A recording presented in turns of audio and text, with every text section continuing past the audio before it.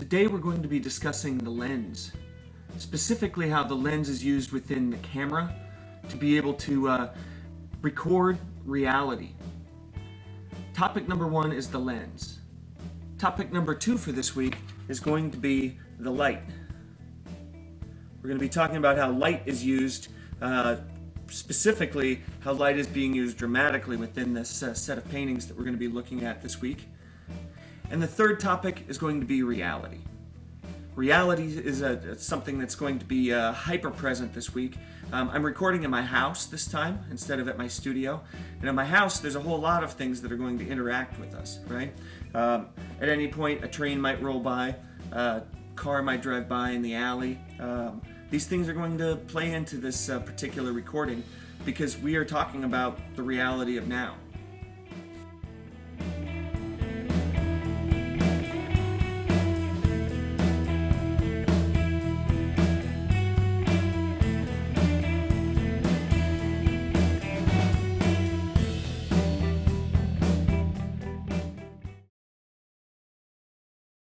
Let's start first with the lens.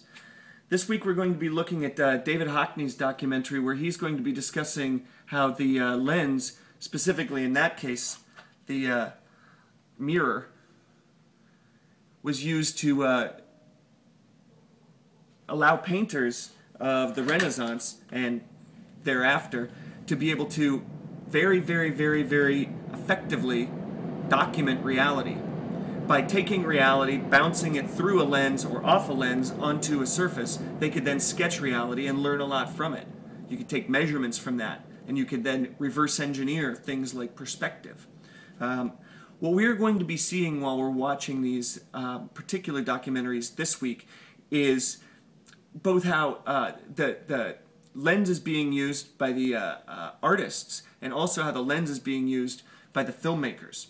The filmmakers for this week are going to really be focusing on, there's going to be several examples of theatrical reenactment, right? We're going to have actors portraying artists, we're going to have actors portraying people from their time, and these actors are going to be telling stories in a way that actors do, which is to pretend as though they are the people in that time. The reality that we're going to be looking at this week is as artificial as the reality in the paintings. The filmmakers are going to pretend that what they're reenacting is really happening. And the artists, the painters, are going to try to pretend that a 2D surface is a 3D surface. And they're really going to do a convincing job of communicating that. The camera is going to constantly be completely reinventing painting. As the camera evolves, painting is going to evolve. Now think about it, it makes a certain amount of sense. They're both image makers, right?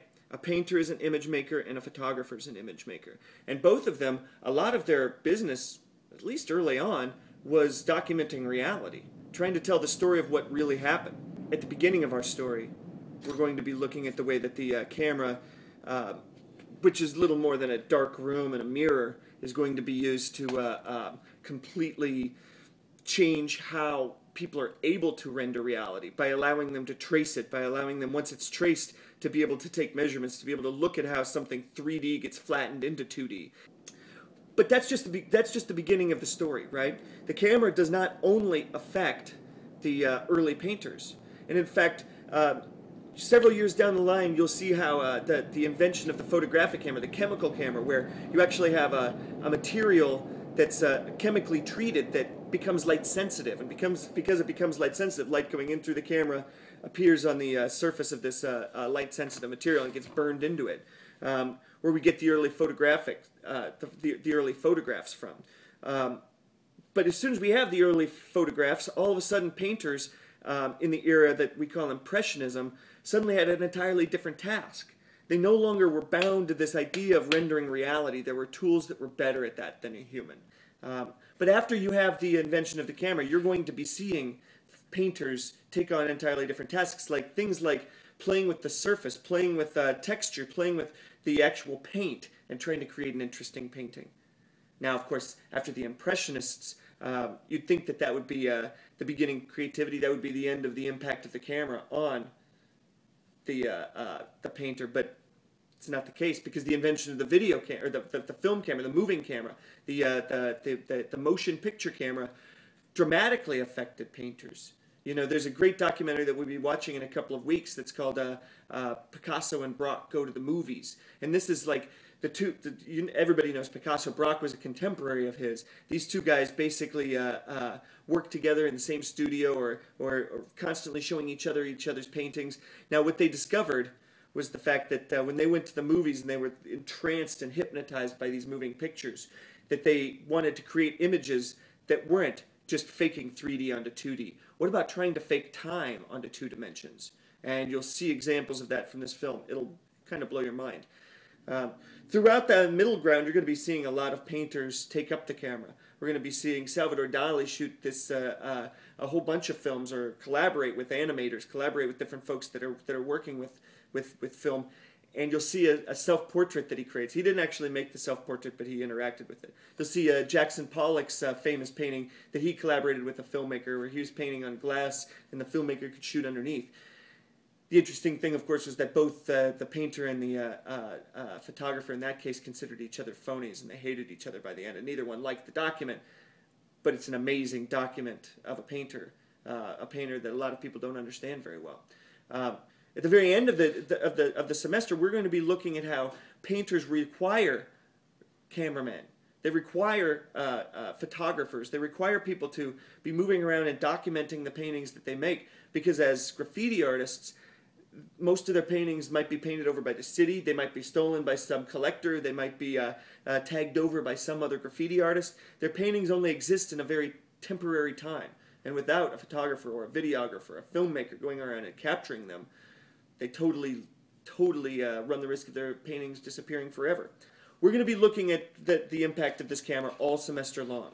And in its various different forms, from the very beginning cameras to middle cameras to contemporary cameras, how each of these things are dramatically impacting painting. And it's really interesting, because you normally think of painting and photography as being separate disciplines, but that's totally not the case. Now, lenses are everywhere, but they don't do us much good unless we have light, because that's what lenses are basically doing. They're controlling the light. And even at the base level, our eyeballs have a lens, and this lens is doing something similar to what other lenses are doing. It's focusing the light.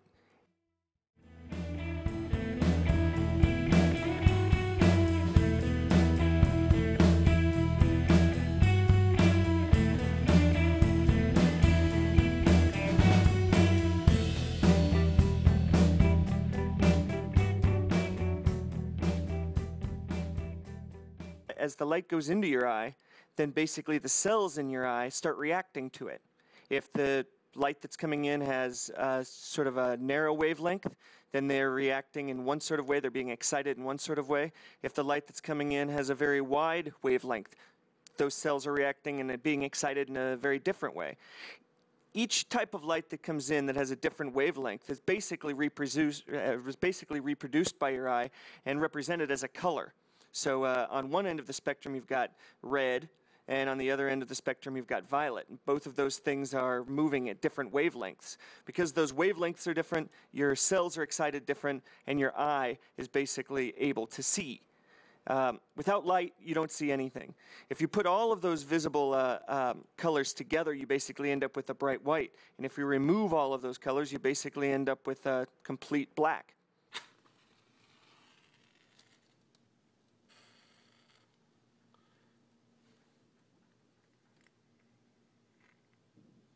This week we'll be discussing light.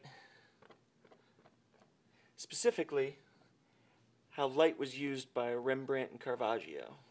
Artists of all types have to be masters of light. Light is controlling every aspect of the experience. If you think about it, if we can't see without light, then everything that we see is affected by light. So if you're creating something that's designed to be a visual treat, a visual experience, something that's designed to satisfy the visual experience, then you have to be very aware of the visual experience, but then you have to also start controlling it. This particular composition, my eye keeps getting drawn to this big section in the middle for two reasons. First of all, it's lighter than the outside area. Also, of course, this sort of got these greens which vibrate the eye in one way, and these oranges and reds that vibrate the eye in another way. Now, whether you're working in paint, Whether you're working in video, whether you're working in photography, or if you're working in sculpture, you're constantly aware of light. Everything is either creating light or it's casting a shadow on it, something, right? You're constantly aware of that. Generally speaking, we refer to this as the idea of teaching art students how to see, is teaching them how to understand their medium relative to how light functions on it. Because everything that we see is affected by light, so everything that we create that's designed to be visually interesting must be controlling light.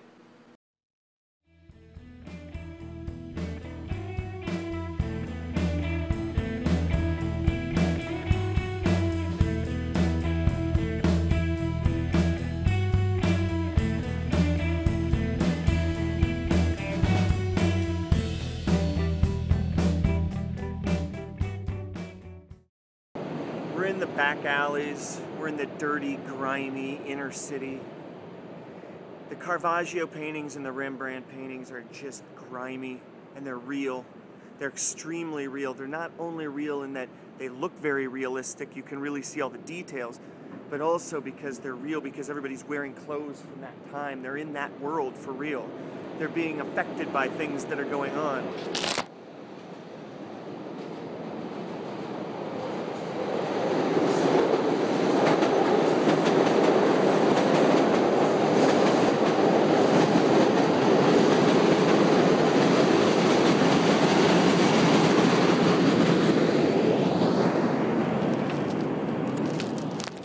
Same time that they're real, they're obviously also quite effective. They're theatrical. You can see the drama, you can see the extra dramatic lighting, right? You can see the interesting props in the world that you've put yourself into. You painted yourself into a very specific environment. This is not real, actually. There's very few times that these things are all stacked up in my studio. In this case, I've got a magnifying glass and a book and a paintbrush, a couple of used paintbrushes over here, and a tube of oil paint. These things are extraordinarily good to communicate one particular concept, which of course is that in the Baroque era, lenses were used as part of the painting techniques. These are props at this point, which normally when we think of props, we don't think of reality. We think of fake, we think of drama, we think of theater. Because theater has props. Reality has objects. These things, this is a paintbrush. Now, the simple fact is that this is one of the most beautiful paintbrushes in my studio. This has just built up layers and layers and layers of grime over years of use. So that's why it's in the shop, because it's the most beautiful of all of my paintbrushes, as opposed to perhaps the most functional. Actually, the bristles are a little bit too stiff at this point to even be used in the same way. But they does represent the idea of super, hyper detailed painting, right? This magnifying glass, of course, is constantly going back to the themes of the day, and of course this particular page that's open to a section on Baroque and Rococo art is of course extremely useful to communicate this idea too. But these normally don't sit like this in my studio. Normally the books are on the bookshelf, the paints are in a cupboard with the other paints, the brushes are normally in a place to be cleaned, but in this case, they're being used as props to tell a story. This week's videos, you'll see a lot of this.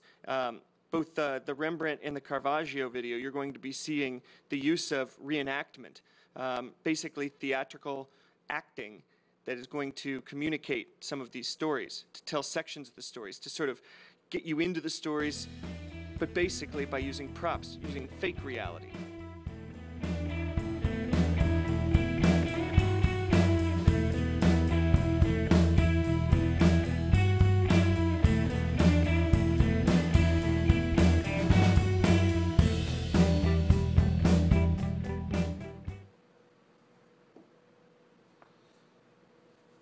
Now let's talk about the artists that I chose for this week. I chose Rembrandt and Caravaggio, partly because they were the two artists that I knew the best from this particular era of art history, the ones that occupy two ends of this one spectrum. I loved Caravaggio from the time that I first saw his pictures, and I kind of hated Rembrandt from the first time that I saw his pictures. Strange thing is that the more I've looked at them, the more that's kind of flipped. Not to say that I don't like Caravaggio's paintings that much anymore, but the more documentaries that I've seen, the more I've looked into his story, the more I've come to understand he was a horrible human being. He killed at least one person, got into a bunch of fights where he left people in pretty bad shape, and he was an extreme egotist. He seemed to always be able to get himself out of trouble. I think that you really enjoy the Simon Schama documentary about him. It really goes into this, a little bit of his personality, but also why you also have to absolutely love him. When we do the tour of the Art Institute, which we'll talk about in just a little bit, you will see that the room that has paintings in his style, in this chiaroscuro, intense lighting style that he particularly championed, you'll just fall in love with his pictures. But as I said, when you look at this documentary, you might have to decide whether or not he deserves as much love as he gets the type of human lifestyle that he lived. Now, Rembrandt, on the other hand, from the very beginning, never really cared for his pictures, but the more I looked at him, especially when I looked at the two documentaries, you've got two to choose from this time. You can either look at the Peter Greenaway film, which you'll need Netflix for, or you can look at the Simon Schama documentary about Rembrandt, which, I tell you what, when I saw that documentary, I fell in love with Rembrandt. Totally changed my opinion of him. Really came to understand that he was beyond just simple portraits, but some of his, especially the Night Watch, this group portrait that he created, really smart stuff, really intelligent compositions, really amazing use of light, really amazing use of paint.